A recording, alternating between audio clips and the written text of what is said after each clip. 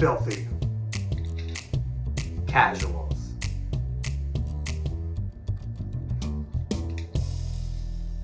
Filthy casuals.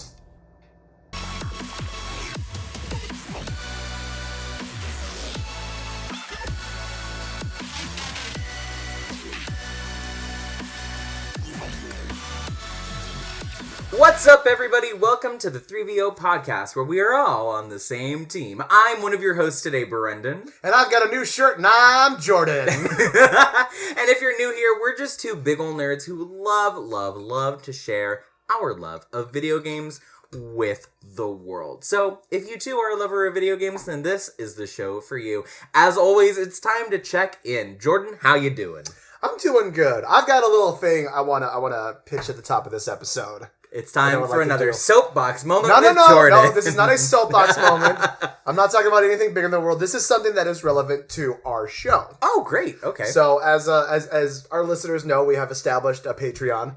And Yes. you and I have been sort of beating our heads against the wall trying to figure out, like, what we want to do with it, like, content we want to put up on there. I realized that I already had an idea that I think would be a great thing to use on Patreon. I don't know if it'd be like a first tier thing or something like that, but I think it'd be a great idea. Okay, what's your idea? I pitched this to you a while ago, that I think it'd be great if we took something like a Phoenix Wright game, or a Danganronpa, or like a goofy dating sim, something that doesn't have voiceover work on it normally.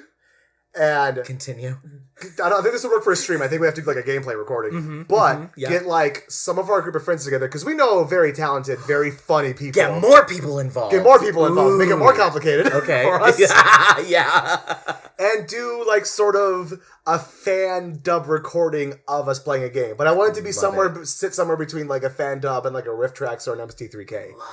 To where it's like, we'll be doing it, but we're not taking it super seriously. Like, we'll break and goof off with it and have fun with it. Love it. You know what I mean? Can we get maybe some fans of the show involved? Oh, also? Fuck yes. I mean, you know, friend of the show should be involved in some way. I think so. And our number one fan should also be involved in some capacity. Yeah, I just think it would be really great to involve them. I think that'd be a fucking really cool idea. Yeah. It's on the show, and it's on the books now. also why I did this while we were recording. No, it's good. It was a little surprise for me, and it's a little surprise for everyone out there. Yeah, so. Why not? I've had the idea for a while, and I think it would be really, really fun to do. I think that's fucking tight. Yeah, and when I mentioned to you at first, you thought it was a cool idea, too. Yeah, so it wasn't like, it was just, I think this would be a good opportunity to be like, hey, something we want to do, something we want to try. Would you guys be interested? Get on Patreon and let us know, and we'll make it happen in some capacity, cool. you know? I love that. Yeah, cool. Yeah. Maybe we can do it, maybe it could be episodic, if we're doing like a whole game. Oh, yeah, and maybe we would like let out the first couple of episodes, but then if you want to see the rest, then you have to subscribe to the Patreon. I think that's a great idea, that's a really great idea, That's a really, really good idea. Yeah, cool. Okay, cool. All right, cool. So that's coming now. Now that we're doing that. We said it on the show, so we have to do it. Yeah, exactly. Yeah. Just like business idea. Just like for your business partner, make sure you put a lot of pressure on them while you're recording. That's always a great way to do things. It always maintains a healthy relationship, keeps everything cool. No one gets mad at each other. It's fine. If I really thought it was a bad idea and I didn't want to do it, I would just be like, no. Yeah, it would be like, no, cut. Start over. Start over. Yeah, for sure. Absolutely, for sure. So we've got that. Video game wise for me, we have rage deleted Final Fantasy X from our Xbox. Oh. The progression. Fuck this shit. I'm done. I can't. Aww. It'll get re-downloaded at some point, but determined. I know. I need time. Aww. I need time away right now. Especially since it's just like such a frustrating point, but I'm right at the end, and I'm right at the fucking end, and I don't. I love the game. It's a great game, but I'm just kind of like, fucking hell. Okay. But in positive news, I recently picked up Tiny Tina's Wonderland. Tell me about it. It's so fucking delightful. I cannot even. It's so much fucking fun. First off, I've been a Borderlands fan for a while since the first game came out. I love the Borderlands series. Yeah. And when the character Tiny Tina showed up in 2, instantly fell in love with this character. She's just this little fucking bundle of chaos. Yeah. Like the best embodiment of 100 pounds of crazy in a 5-pound bag. Like it is just, but in the best fucking way possible. Mm-hmm. And I realize I love the voice actress who plays her. It's this woman, Ashley Birch, who's done a ton of different voice work. I know that name. You know her? She's fucking Brilliant. I think she's on that newer show on Apple TV with Danny Pudi. I think you're right. They work in a place, but they develop a game, and so they have like fantasy counterparts too. I think you're right. I think she's on that show. I think you're right. She's also done like promotional work for Magic the Gathering, so I've seen her. She's like one of those that like shows up in like nerdy stuff. So yeah. I first learned about her because she was on Critical Role as a guest a couple times. Yeah. She did. They did a one shot based around Borderlands recently for Critical Role that she was the DM for, and Excellent. because it was Tiny Tina's Wonderland. She was the bunker master. Pardon me. Oh, have to get the terminology correct here. But yeah, it's just, if you like Borderlands, it's a really fun time. And if you're a D&D nerd, it's just like delightfully fun. Like there's the standard like RPG like skill tree, like a Borderlands skill tree where it's like, here are your main things, here's how you boost and da-da-da-da. Mm-hmm. But then there is legitimately just like a place to do like your strength and wisdom and intelligence and like how to like upgrade all that stuff too, and that you have stats for. And you determine like your class and your background for it and whatnot. It's obviously, you don't get to, like, make it up like you would normally do in D&D. No, of course. Right. Like, there's still some limitations there, but it's, like, it's just... It's teasing and making fun of, but just, like, in a clear way that is, like, very loving. Mm-hmm. It's very Blazing Saddles, and, like, we're making fun of this because of how much we love this. Right. Like, it's definitely... Absolutely. Yeah. Done in that sense. And just, like, the quests are so fun. The gameplay is so much fun, and it's so wonderfully just stupid and goofy. Mm-hmm. And Andy Samberg's in it too, by the way. What? That just popped in my head. Yeah, he plays like he's not in the game. He's a character. So the setup is literally you're at a table playing this Borderlands versions of D&D with Tiny Tina, and you guys played the... Well, Garrett and I played a little bit. I don't know if it was actually Tiny Tina's Wonderland, or it's not Tiny Tina's Wonderland. It's what I think it was originally a DLC for Borderlands 2 that they released as like its own sort of like game. Yeah, it wasn't like quite Tiny Tina's Wonderland. Yeah. What you're talking about is the sort of the precursor. Yeah. Sort of I know that there's like a newer thing out that's like different from what we played. Yeah, that is the new one is Tiny Tina's Wonderland. That's a different thing. It's its own. But the attitude and everything about it is what we experience. It's like Tina's there and like running a game, and there's like other characters, playing. Yeah, and then you're dropped into that like imagined reality, like Inception. Yes, basically. Exactly. Yeah. But there's an element too where it's like there's something happening within the game that you're playing that is sort of out of Tina's control somehow. Wild. So there's a little bit of like not high stakes, but like there's something else happening that keeps you a little bit more interested and whatnot. Yeah, there's like a little bit more to the puzzle. A little more to the puzzle. Yeah. That's really cool. You're going after this dude. I think he's just called like the Dragon Master or something like that you're fighting. Who's voiced by fucking Will Arnett. Like Will Arnett. I know. God. The cast in it's amazing. So you got Ashley Birch as Tiny Tina, Andy Samberg's one of the other characters. Wanda Sykes is another character in the game as well. She plays a robot and it's awesome. She's great. Amazing. Yeah. I love it when like people show up in like voiceover roles that you just wouldn't expect. Yeah. It's super fun. I love it. That's really cool. So yeah, that's as far as like gaming goes that I've been doing. So that's what I've been primarily focusing on lately. How about you? How's it been? Well, I actually just had my first day at my new job today. Well, thank you very much. I'm not gonna go super in depth into the company or anything. No, I got you. Put my personal information out there. But, yes, of course. But I started today, and everything is different from my previous position. Really? It's a different industry, right? Entirely, right. And there's like things that cross over with my banking experience. But I'm going from like PC to Mac, and from Microsoft Teams to Slack, and from Outlook to Gmail. And so it's just like, it's a complete 180. Right. With everything in a brand new industry that I don't know lots and lots and lots about. Gotcha. And it's like a startup. So yeah, you mentioned that to me before. They're, still developing and figuring things out on their own too. Right. And I'm like now kind of swept up in part of it, which is really exciting. Like that's a really cool place to be in as far as like work is concerned. But it's also like wild because it's unlike anything I've done for work prior. That's sort of like scary but exciting thing of like this is totally new to me. Yeah. I'm ready to jump in, but also I'm nervous as fuck. Like, Exactly. Yeah. So I'm on a tiny little team. There's like 3 other people. There's like my boss, Right. a senior, and then a person that's like also going to be at like Yeah. my level. And then we have like another manager, so like 5 people really on this team. So it's really tiny. So it's a nice, really tight cool. little like team you're working with. Exactly. And they communicate through Slack, and I've got like Nice. tons of videos and like things to read, and As always with any like new thing that you're going into. yeah. And I'm trying to learn how to use a Mac again because Right. I haven't had a Mac since college. Jesus, so I'm like, what? Yeah. So, somewhat fortuitous. I saw a really solid piece of advice earlier today. Not that I think that you're like terrified or like you know like struck about like going this and whatnot, but it was a really cool piece of advice that I saw earlier today that just it said that like that nervousness that you feel stepping out of your comfort zone is only because it is new to you and not because you are incapable.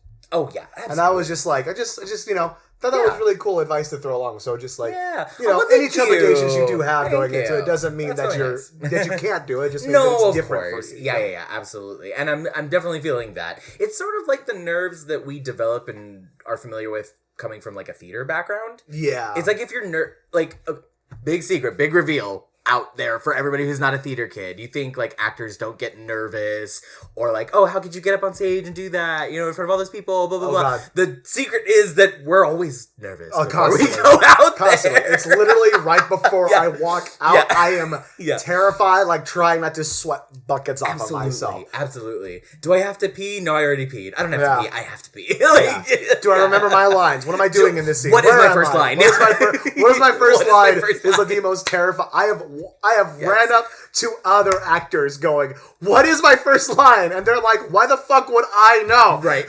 And you're like, that's a good point. Shit. Right. But we learn, and as you develop theater as a craft, you learn to like hone that in. Yeah. And just like get familiar with the feeling of being nervous, because it never really goes away. That's doesn't. the big secret, is it never goes away.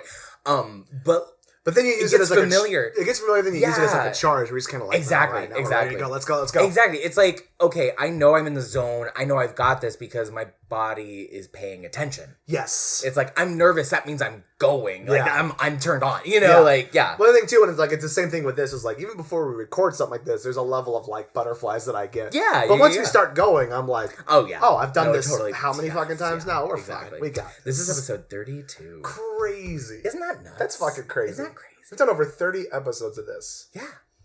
That We've been recording for over a year. We have done one less episodes than I'm about to turn years old. Wow. I'm about to be 33, and this is our 32nd episode. Wow. That's funny. Huh. Yeah. We passed my age a long time ago. Okay. All right. Sorry, I had to. No, it's fine. It's fine. Remember this when you turn fucking 30.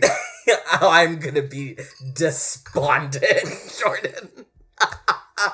I'm not gonna need a birthday party. I'm gonna need a birthday counseling. We're gonna set it up like a funeral. I truly, yeah. Here lies Brendan in his 20s. Yep. That's actually a really funny idea. Funny to do a funeral for your 20s. Oh god. We all have to dress in black. Yeah, it's gotta be like somber. Like it's gotta look really sad. We'll have like a casket for your 20s there. Oh my god. That's just like young pictures of you. Youthful.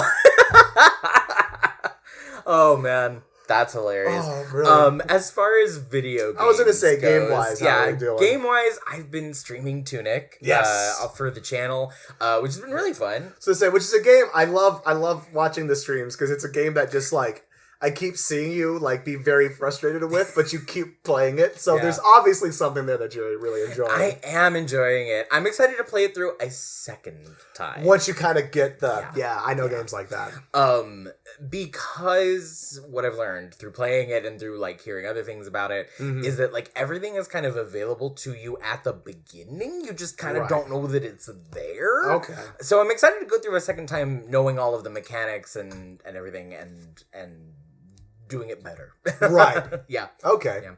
And as we discovered on the stream the other day. I don't know if you were on for this part, but we were talking about what's the speedrun time. Yes, I did catch you all were that. there. I did catch all that. So the speedrun is like a crazy 22 minutes It's or insane. something. It's insane. insane.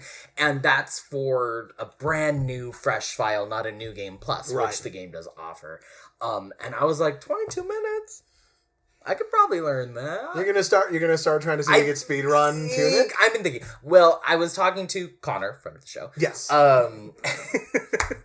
I was talking to Connor. I was like, should I do this? Should I start? What should I do? And we were kind of talking about.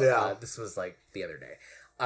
Talking about he's also way into speedrun shit. Absolutely, so. Yeah. He doesn't I don't think he streams, obviously. No. But he does speedrunning kind of for his own just personal best. Yeah. Just to guess himself. Yeah. But yeah, so he's way more into that. He's the one that got me into it, really. Right. And so I was like, should I learn Super Mario 64? Should I do Banjo-Kazooie? Okay. Legend of Zelda: Ocarina of Time? There's a lot of options, a lot of different routes I could go. Yeah. But I was like, but the Tunic one, the game that I'm playing right now, is 22 minutes. A nice, short, bite-sized route. Once you learn it, obviously. I'm not going to start at 22 minutes. But if it starts at 22 minutes, then maybe my first run is a couple hours? Maybe. If I'm really bad, which is a lot better than trying to learn the Legend of Zelda whatever route. Which can be very long. Very long, and also no matter what that, you're exploiting glitches in the game and certain ways that you have to do things. So right, exactly. So there's a learning curve too. Yeah, and that's just pure memorization of how absolutely of how to trick the game and whatnot. So. And some of it's luck. A lot of it's luck. Just pure fucking luck. Yeah. So true. it all depends. Yeah. So so that's what I've been doing in the world of video games is playing Tunic for the stream and thinking, should I speedrun this? Probably. I think you should. I think I should. I think we'd be unless you had more you want to talk about personally. I think we'd be remiss at the top of this not to mention a pretty fucking huge announcement for gaming that happened recently. Oh yes, please. Tell me more. There are 2 new fucking Kingdom Hearts games that have been announced. Can you believe the fourth one, and then another one that's I think it's like Link or Link. The missing link or something? The missing link, I think that's what it's called. Yeah. I remember because I called it something way more ridiculous, and friend of the show, Connor, corrected me and said, no, it's just called the missing link. I'm just saying, I'm sorry for assuming that a Kingdom Hearts game title was more insane. Ridiculous title. It was just than just something simple no, the missing link. A title that just makes sense. Not a weird fraction or something insane. It sounds like a Legend of Zelda title, to be fair. It does sound like a Legend. Well, only because Link is in the name. Yeah. What if they pulled in Zelda into the Kingdom Hearts universe? I would lose my shit. I'd lose my shit. Not in a positive way. No. Okay. In a negative way. Yeah. Because it doesn't belong there. Fair enough. I know that there was a trailer where it's apparently Sora is somehow back. Because I guess... You didn't watch it? No, I didn't watch it. I just saw the announcement and went, holy shit, okay. Huh? No, nothing. You call me a fake gamer?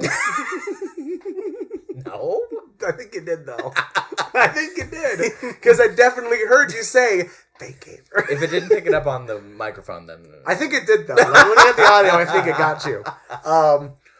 But I just know that, apparently Sora is alive somehow, because I know that there was an extended thing that happened at the end of Kingdom Hearts 3. Spoiler warning. This was spoiler warning because when I play, I do everything out of fucking order. I recently beat Kingdom Hearts 1, but I beat Kingdom Hearts 3 fucking ages ago. Are you saying you're out of order? That was the moment? That was the moment you picked for that? You said that you played out of order. I did. You're right. I am. Seemed right. Technically, you're right. I am out of order here. But yeah, and then just because I started playing at a buddy's place while I was house sitting, I started playing Kingdom Hearts 3 and then was enjoying it, so I picked it up when I was at home and beat it that way. And all I know about the ending is that Sora goes to save I don't remember the girl's name. Kairi, thank you very much. Has to go and save her again, and then the last shot that I remember in the game is them sitting in a tree or something together, eating those little popsicles that they have. And then they look the sea salt ice cream. Yeah, and then they look at each other, and then Sora literally just like fades into like Thanos dust. It's just like the ending of the game. He gets snapped. And it looks like he gets fucking snapped. I haven't played and finished Kingdom Hearts season. I almost said season 3. I haven't finished playing Kingdom Hearts 3. I'm sorry. Did I just spoil it for you? That's fine. I'm really sorry. Oh, it's alright. I didn't know. You could have stopped me. No, it's fine. When I was in the middle of talking about the ending, Jordan, I feel bad now. Jordan, we have a podcast and we talk about video games. No, I know, but it doesn't mean we have to spoil it for each other. No, like, it's fine. It's really not. Okay, I feel bad. I do feel bad. No, it's fine. I'm sorry. But yeah, and I know there's something that like something else that came out that either is like DLC for it or just like a cinematic that explains more about what happened there. I don't remember what, but from what I know, for at least from Kingdom Hearts 4, I think Goofy and Donald are like looking for Sora in some capacity, because they know he's back and now they're trying to find him again. Oh, interesting. I think, and then it's like going to be a whole new like trilogy essentially for Kingdom Hearts World. So they're doing 4, 5, 6. I think that's kind of what I heard. It's kind of what I heard through the grapevine. Is that it's going to be like a new trilogy for Kingdom Hearts. Then are they going to go back and do -3, -2, and -1? They're just Christ, full Star Wars it. No. No. What do you prequel for these games? What would you even talk about?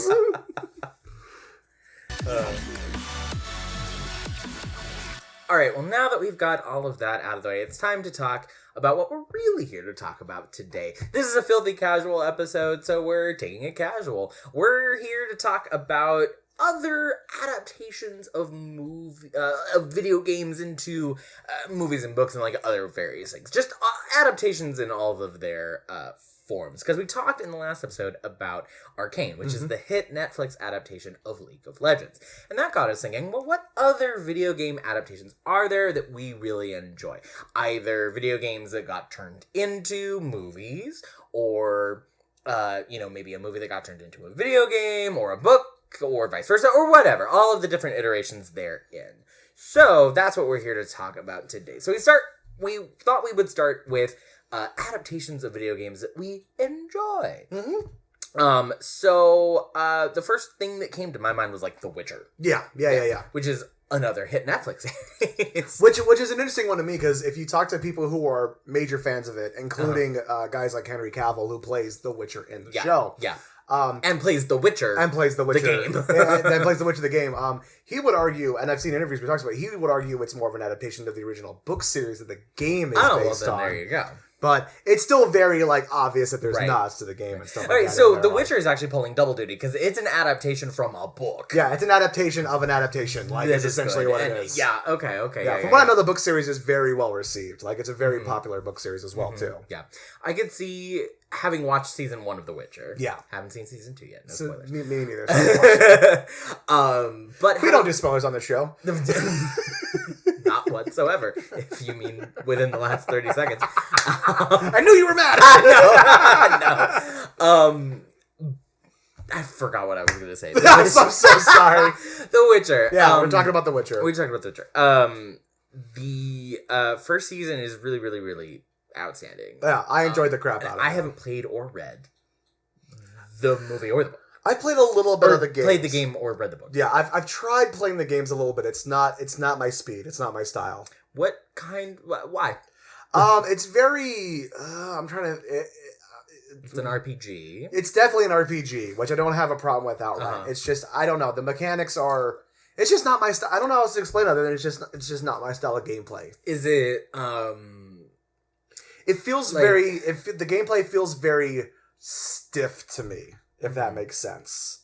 And I think it's one of those things where it's like maybe I need to go back, because like I had the same complaint when I started playing the most recent God of War game. Okay. But once I really kind of got into the mechanics of it and understood what the game was doing, I got better at playing it, and therefore it didn't feel as stiff to me. So maybe maybe I just need to get more familiar with the actual like style of the game and familiarize myself with that and whatnot. Okay. I haven't played any of the Witcher games, but I'm very open to it. Having watched season 1 and really, really enjoyed it, and enjoyed like the world and the lore and all of that. Yeah. I would really like to pick up a Witcher game and play it. Yeah. Well, it also comes in for me too. This kind of like, and this is a very unpopular opinion that I have, and I'm sorry for any Witcher fan. This is again my opinions here. I'm not trying to yuck anybody's yum. I'm just saying that like this is kind of how I feel. But the character of Geralt, the Witcher, the titular character of the show, Geralt, on the TV show is a much more interesting character than Geralt in the video games. Oh, okay. In the games, he is just sort of grumbly white guy. Like, is kind of the way it seems to be portrayed. And I'm just kind of like, that's not... We've done this... And that's really what took me out of the game originally. I was kind of like, we've done this. There's not a lot of nuance to this. Like, he's just like this ultimate grumbly badass. And I'm just kind of like, I'm okay with it. But at least with the show, you do have somebody like Henry Cavill, who is a fantastic fucking actor. And I genuinely think he's a really, really good actor.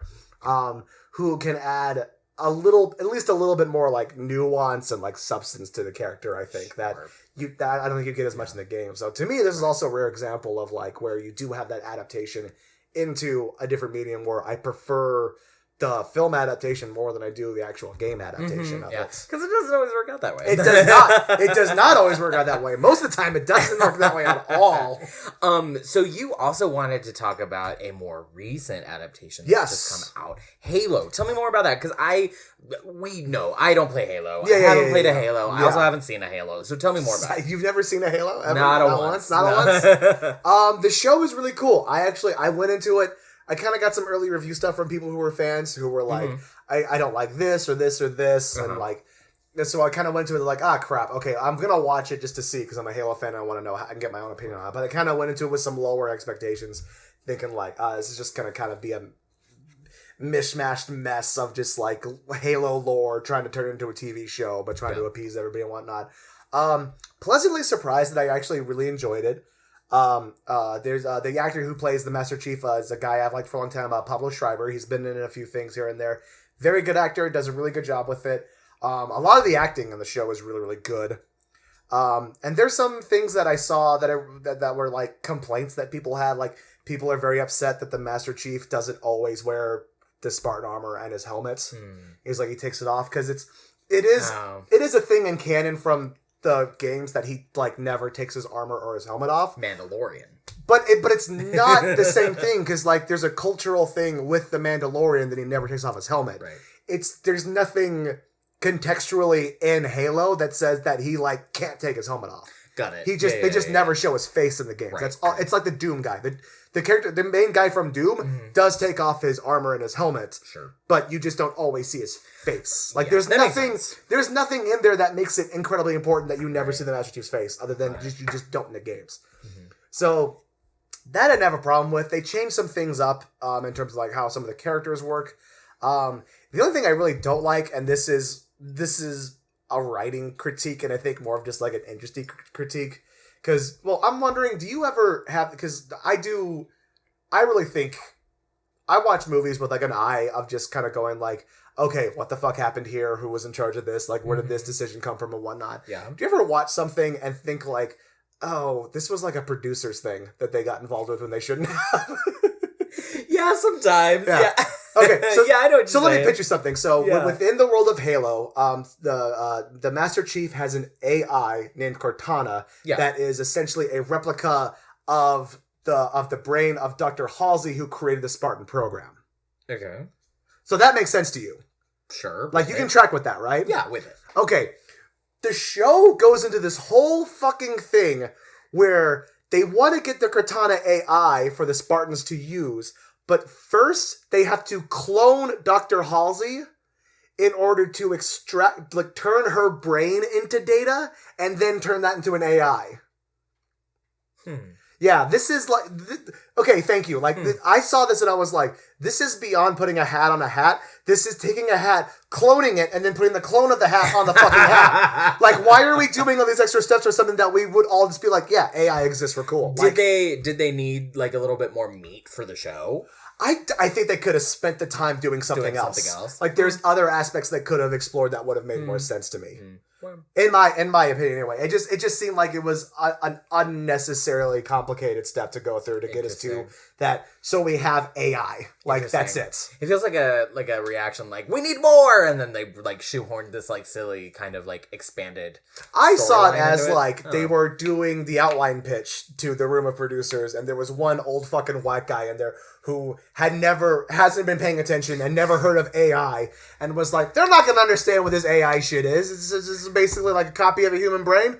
Well, then they have to copy an actual human brain, and everyone else is just kind of like, I don't think I don't think it needs to be this complicated. Like, I think we could skip all. It's like, no. It'll be fucking great. Put it in. Like, that's how I felt about it. Funny. Other than that, though, the action's really good.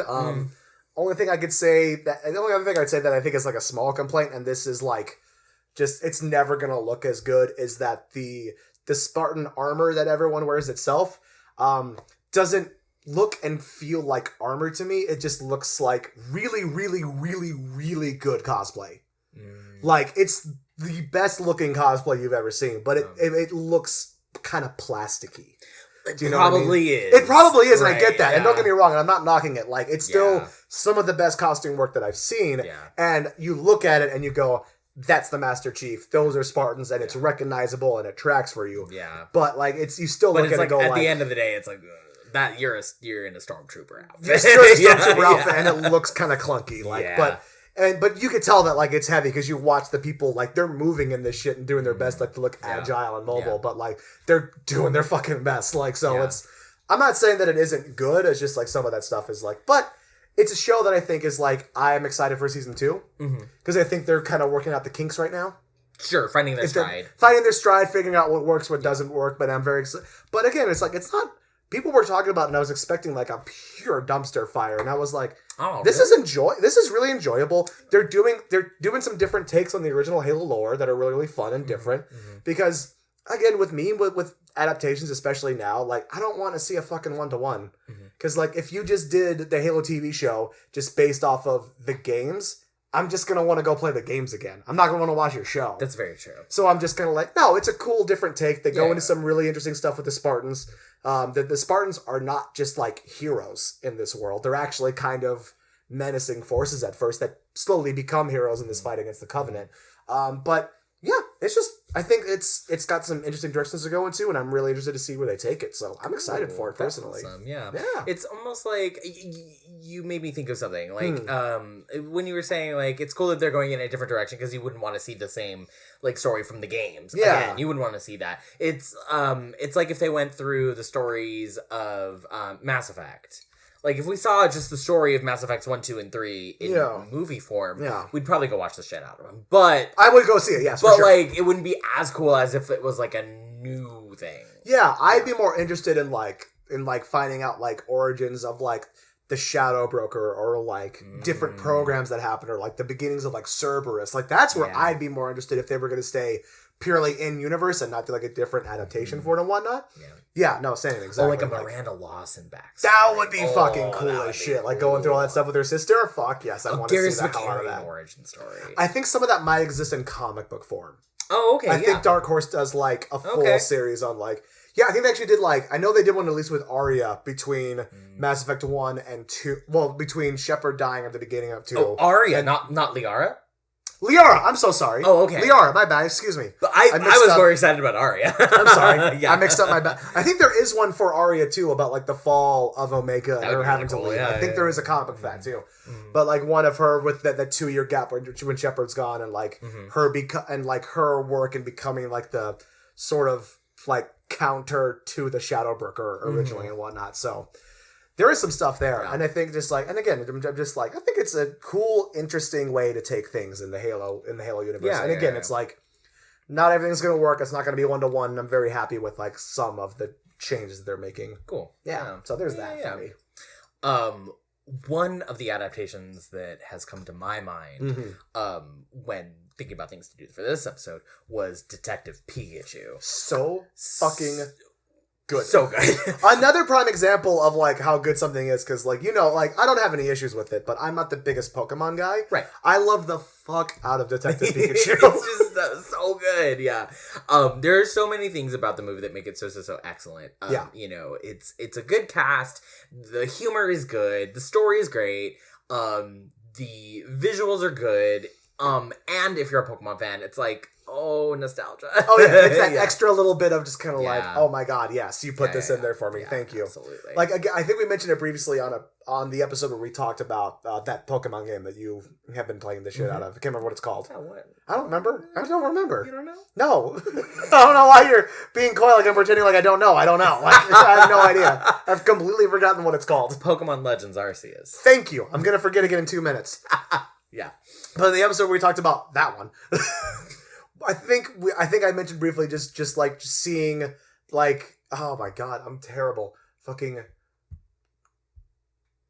Charmander, Charmeleon, Charizard. I got it. Like seeing like a CG version of Charizard on screen. Yeah. That hit me like hard in the nostalgia, just like in the perfect sweet spot where I was like, I wanted to see this when I was a kid. And now here it fucking is. Like, right. And it looked really good too. Yeah. No, it all looked really good. It was really cool and interesting to see like somewhat real life textures on Pokemon. Yeah. Which is a little strange, I think, for some people. It's a little jarring at first, where you're just kind of like, why are they 3D? Yeah. Why are they 3D? Like, exactly. You see a Pikachu, and like, if you're like, you know, if you've watched the anime, it's like, well, he doesn't look fuzzy because it's anime. But he's fuzzy, you know? So to see him actually fuzzy, it's like a little like off-putting, you know, or to see like a scale texture on like Charizard, it's a little strange. It's a little odd, we're just not used to it.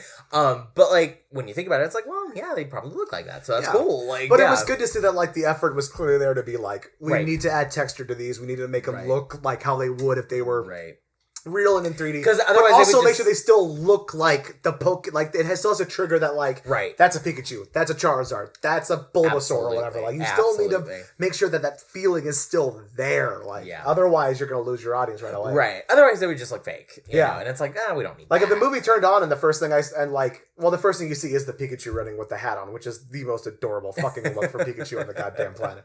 But like if the moment I saw Pikachu when I wasn't even like. If I had to be like, is that a fucking Pikachu? I wouldn't have liked the movie as much. But the fact that it worked out the gate, like, I think that speaks volumes to the movie. Like, the care that... Like, we talked about with Arcane. Like, clearly, Detective Pikachu had people who gave a fuck. Like, lots of care. Gave a shit about, like, making sure that, like... Even from just, like... Even from, like, a monetary standpoint, they were like, look, we can't fuck this up, all right? Like, they will riot. Yeah, absolutely. Okay, so that covers kind of video game adaptations that we have enjoyed. Let's briefly and succinctly and positively talk about some adaptations of video games that we don't enjoy. I have promised Brendan I will be mostly nice about this. I have some points that I won't be so nice on. However, I will contain myself. I will contain myself. This is a positive podcast. I know. I know. So let's start with like Tomb Raider. Here's the are we talking about the Angelina Jolie ones or the most recent one? Because I haven't seen the most recent Tomb Raider adaptation. I am relying 100% on you because I am not a movie person. Okay, fair enough. Yeah, so this is all on you. No. Yeah, I haven't seen the most recent one. I have seen the original, the ones that they did in the mid-90s with Angelina Jolie playing Lara Croft. Sure. The thing I could say about those ones is that at the very least, there's good acting. Because it's Angelina Jolie. Mm-hmm. So at the very least there's that. And some of the action sequences are like fun in that like 90s like early action like kind of way of that it's you could see like them going like, all right, so in this scene we need an excuse for her to be like tied up on like ropes and strings and whatnot so she can fly around her room and beat up all the bad guys and whatnot. And just like, it does that thing where it's like every scene is just like a beat to get to the next action sequence and whatnot. With a little bit of a storyline thread to kind of get through it and whatnot. So, and for the first one, it works really well. The second one's a bit of a mess.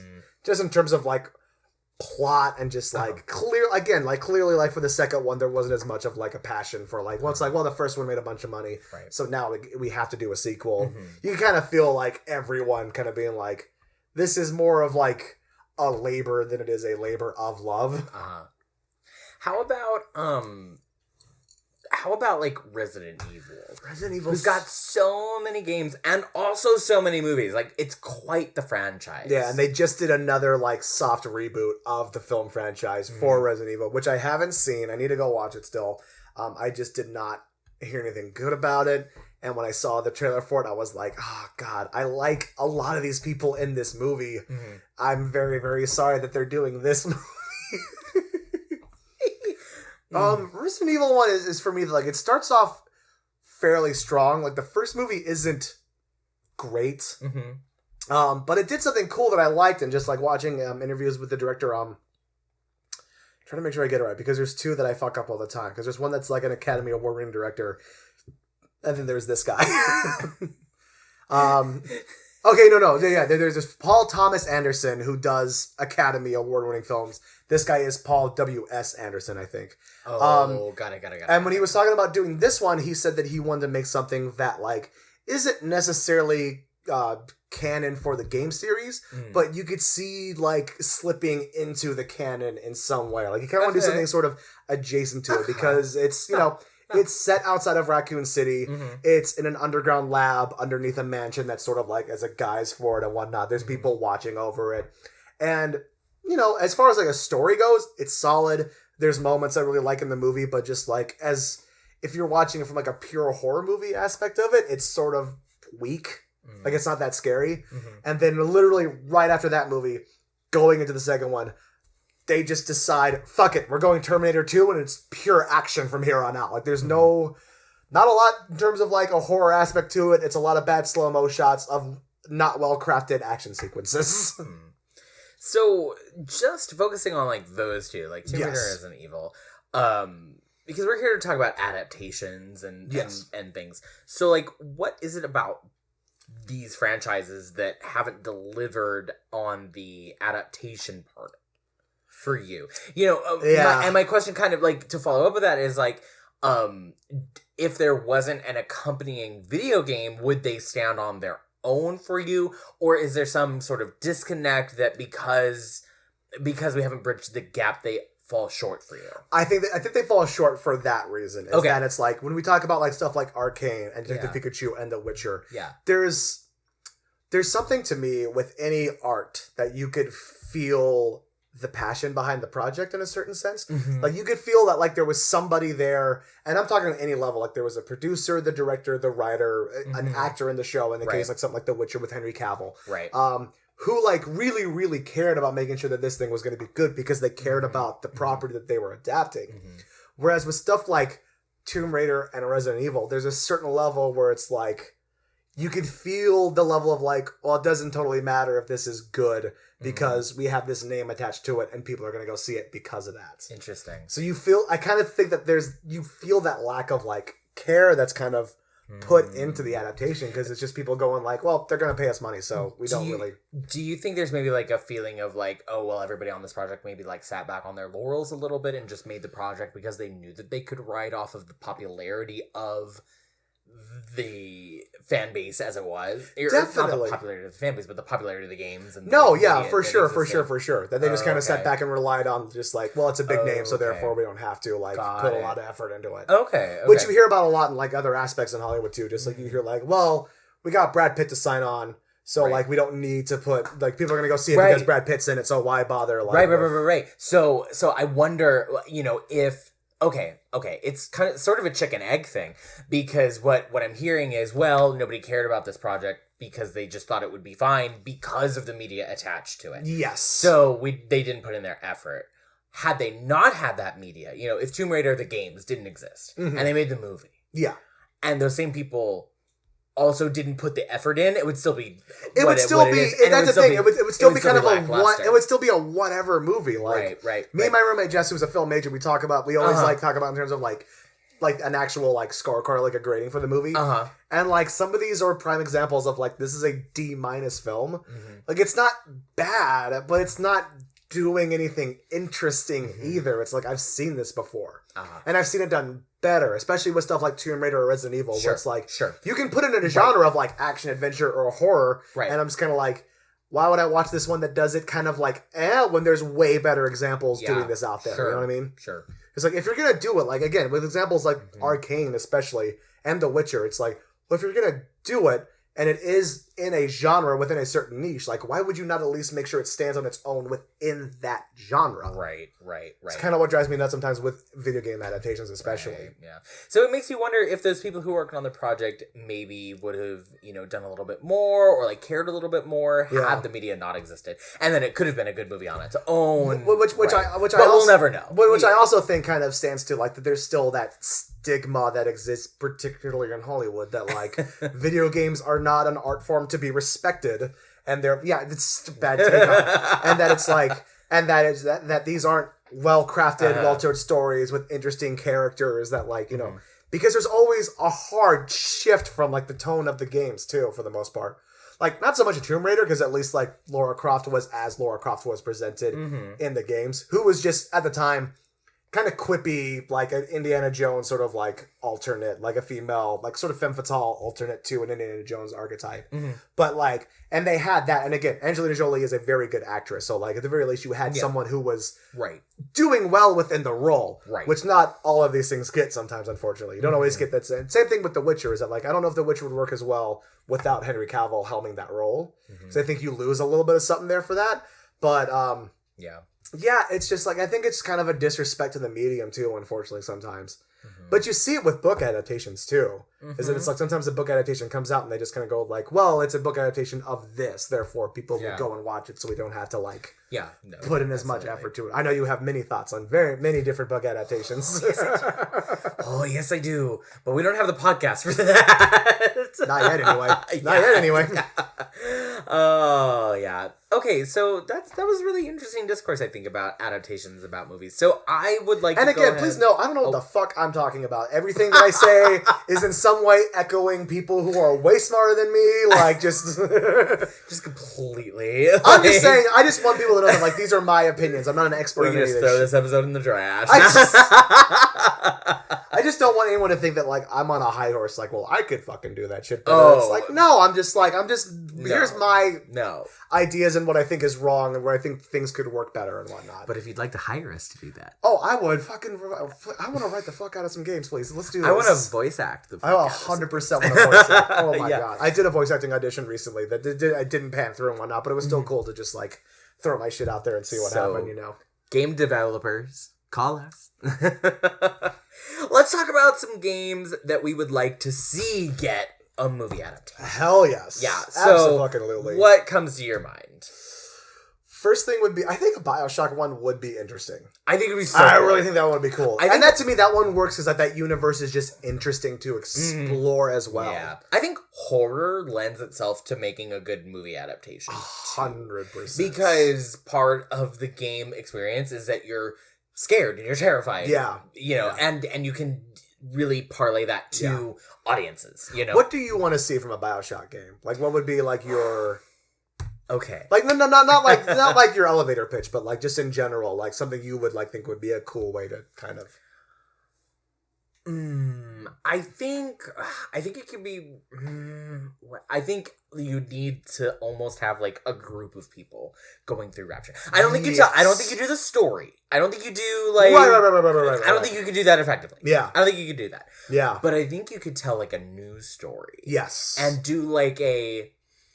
I want to say Scooby-Doo, but serious. Like, serious Scooby-Doo. Oh, like, I'm with that. You know what I'm saying? I 100% get you. Yeah. Like a serious... Like, a group somehow ends up in... Well, part of the fun of the game is putting together the pieces of, like, what happened and what's going on in Rapture. So, like, I think I think that's a good direction. Yeah. I think you could almost do, like, a modern retelling of the events of BioShock. For sure. So it's like, like a Gen Zer, you know, like 20 years old or whatever. Yeah. And a group of their friends or whatever. Yeah. End up in Rapture. And they're, like, live streaming the whole thing. Whatever. You know, like...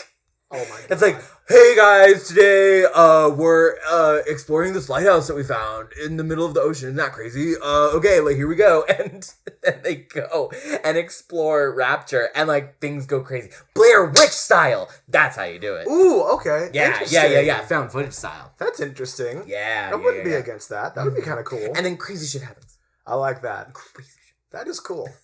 See, me, and I think my idea would work more for, like, a TV show adaptation. I want to see the fall of Rapture. I want to see what happened for the downfall of Rapture. That's what I'm interested in. That'd be so cool too. Yeah, like the fighting between Fontaine and Ryan, and just like how it all fell apart, and seeing everyone's lives gonna get destroyed, and like getting more into like Tenenbaum and what she was originally trying to do with the Little Sister Project and the Big Daddy Project, and like this stuff with Suchong and whatnot. I think that would all be really fun stuff to kind of dive into and explore and whatnot. Yeah. And just like, to me, again, it's like part of the fun for me for the Bioshock Infinite DLC, where you do go back to Rapture, is that you do see Rapture before it crumbled apart, is like seeing how it looks and how it functions before the downfall is a really interesting aspect to me that I think is kind of cool for stuff like that. I agree. I would also really like to see a Dead Cells adaptation. I think that would be interesting. I think it'd be cool. I think a dungeon crawl like that would be kind of a fun idea. Because there's like stuff going on, you know. Yeah, there's other stuff to explore, there. And you could do a similar sort of thing. You could do a series. You could do like a fall of the island, and then like the birth of the main character from Dead Cells and all of that, and like the adventure through. You could make that a whole like hero's arc, basically. That's fun. I like that. That's actually really, really cool. And that's a good idea. Yeah. I would like, actually, one for me personally, just kind of thinking of it randomly, is that I think a Left 4 Dead, like, film or TV series would be kind of cool. Because it's got a similar thing to it, like you're talking about with Dead Cells, is that it's kind of like, the baseline story is literally just, like, get from point A to point B without dying. Mm-hmm. And that's the whole thing. But there's these little nuggets that Valve throws in that let you know that, like, there is something else happening outside of, like, just this small thing that you're doing with these characters that, like, there's something happening with the CDC, and like, there's the armies moving in, but they're not like necessarily being super helpful. They're just like trying to like demolish cities and just like stop the zombies, not caring if there's survivors there or not. And just like the characters, they did a comic book run that bridges the gap between a level from the first Left 4 Dead into the second Left 4 Dead. And that ends up in one of the characters from Left 4 Dead 1 sacrificing himself and dying to get to a part in Left 4 Dead 2. And the comic run was really, really cool and really interesting. So even just like doing something small like an adaptation of that, I think would be a really, really cool idea. Yeah. But the characters are really, really cool and interesting in and of themselves too. And just like maybe seeing how like these little survivor groups like get together and start fighting together would also be kind of a cool idea too. Yeah. Yeah, absolutely. So the big one that I've thought of is not Legend of Zelda, which I'm sure everybody is expecting from me. Although I would like to see a good movie adaptation or series adaptation of Legend of Zelda. I don't know if it's doable. So I've like... but my thing is just... My thing is just like there's been so many different like versions. Because like Zelda is... I'm not trying to be condescending, but like Zelda is essentially a retelling of a similar story kind of done over and over and over again. With variations and changes to it here and there. But like for the most part, it is... You are Link, go save Zelda. Like, that is, for the most part, what it is. But, like, each one is so aesthetically and, like, tone-wise different kind of from each other. Yes. Like, Twilight Princess from Skyward Sword is such a different tone. Yeah. That it's just like, well, where are you, like, picking from and, like, how do you... it's such a... like, you do Mario, it's Mario. At a certain point. You know what I mean? Absolutely. And, like, you could throw weird shit in there, but, like, it's Mario at the end of the day. Like, you do an adaptation of Zelda, it's like... All right, which adaptation of Zelda are we doing? Are we doing Wind Waker? Are we doing Ocarina of Time? Are we doing Twilight Princess? I would watch like a Pixar like movie of Wind Waker. That would be so fucking cool. That would be. That's my personal favorite aesthetic in all of the Zelda games. I love that. Wind Waker. I love the way that game looks. It's so fun. Well, anyway, I'm sorry. Not to take us off. Sorry. Yeah, but that's not what I want to see. No, I want the Studio Ghibli Spiritfarer movie. I want it so bad. God, yes. I want it so bad. God, yes. Yeah. Absolutely, yes. Not to discredit the studio that did that, because that's all hand drawn. Oh, that's and it's gorgeous looking. Stuff, it's absolutely gorgeous. And if they did the movie and hand drew the whole movie, absolutely. Oh, they did like an arcane and like kept it in house and like did it that way. Yeah. Fucking for sure. Hell yes. For sure. But with like the Studio Ghibli budget and like, if Studio Ghibli just wants to give money to the studio that made Spiritfarer, right, to let them make a movie, if Studio Ghibli subsidized Spiritfarer, that would be perfect. Or I mean, I don't know, just like we're fucking nobody still, but like if there was ever like a campaign like what they did for Vox Machina, because that was like a Patreon thing that they did, where they were like, do you guys want to see this? Here's what we need. I think if Spiritfarer did something like that, they'd get a decent... They'd have a fair shot at that, personally, but, Yeah. And, I mean, it wouldn't have to be, like, the story of the game, like, where... Because, essentially, you're just, like, picking people up, making them feel comfortable, and dropping them off at the door. You know? I would... if they, like, wrote a story, something more... deep, even. I think you just need to give the Spiritfarer an arc. Like, you need to give that character an arc of a story to, like, here is, like, your end goal of what you're trying to do, ultimately. You know just a little bit more. Yeah. Just a little bit because more. there is the whole story of, like, the character's actual life. Right. Yeah. So I think... Which I think at your start, it's a fascinating character study. Yeah. Like, at the very least, it's like you're exploring these relationships with these different characters. And I think in that and of itself is a very interesting idea for a show. Mm-hmm. I just think you need to find that, over arc that ties it all together. Right. And then draw it and make a movie, and there you go. I didn't even think of Spiritfarer. God, that's a fucking good idea. Wouldn't that be great? It's a great idea. Any others that you can think of that you would want to see? I think Assassin's Creed finally deserves a shot at getting a movie made. Because there's some interesting stuff. For first time. First time. I think they need to give it its fair shake. There's some interesting stuff within that universe. First time ever. Never happened before. Michael Fass, who? Sorry. I shouldn't say that. I love him as an actor. I'm not trying to talk shit on him. And it wasn't his fault that the movie just wasn't that good. Not that it wasn't even that good. It's just like it was a mess. You know what I mean? Just like you have to watch something and you're just kind of like, all these components on their own work well, but when you put them all together, it doesn't form the IKEA furniture that you wanted it to make. I didn't catch it. Was it trying to do too many things? Way too many things. Way too many things. And again, sort of like what we were talking about with what I was talking about with the whole like cloning thing in the Halo series. Is that it does that thing where it's like it over explains. It's the metachlorians in Star Wars. It's like we all went at space magic and it's fine. Like we don't need you to over explain, but they go into like trying to over explain how the machine works that lets them transport back in time and how it's like he's not really reliving the memories or changing things or like in control. He's just the vessel in which that everything. It's just like we don't need all this. We know it works and it's fine. Just let it fucking just let it breathe. We will make the fucking leap. Mm-hmm. They never explain how the Infinity Stones work. You just know that there's stones with these powers. And guess what? We're fine with it. There's sometimes a movie creator believes in the power of suspension of disbelief a little too much. And sometimes they don't believe in it enough. For sure. But things like sci-fi and magic have been around for a long fucking time. Mm-hmm. And I think at this point you should just assume your audience is willing to kind of take certain leaps with things in order to get through and watch your movie. Yeah. Like you don't need if they made a Zelda movie and they stopped in the middle of the movie to explain how like everything, like how all the little bits of magic. Right. If they stopped to explain how fairies worked in Zelda. Right. Yeah. You'd be like, I understand what fairies are. I don't need you to do this. It's like I don't need this. Yeah, I'm familiar. Like Right. And it's like, okay, I've already made the leap with the video game. I don't need you to like beat me over the head with it in a movie. I wonder if part of that too, when they do that, if it is an assumption of like, well, gamers are stupid, so we need to explain this to them now. Well, maybe it's not even that. Maybe it's like, no, moviegoers are stupid. Because at a certain point, they're trying to market more to the people who haven't consumed the media, right? And, like, make it palatable and understandable for them. So maybe, maybe a moviegoer who hasn't played the game would have a different opinion of it. And there is that unfortunate rule that it's like you do always assume that your audience is dumb. And so, therefore, you have to, which is just like, okay, but, like, why? Why are we making that assumption here? Yeah. Thank you so much, guys, for listening. We hope you enjoyed our discussion about video game adaptations and what works and what doesn't work. Do you have any thoughts about other adaptations that we didn't get to talk about? Should we do a part 2 or a follow-up to this in some way? Because we didn't get to cover everything here. But please, just let us know.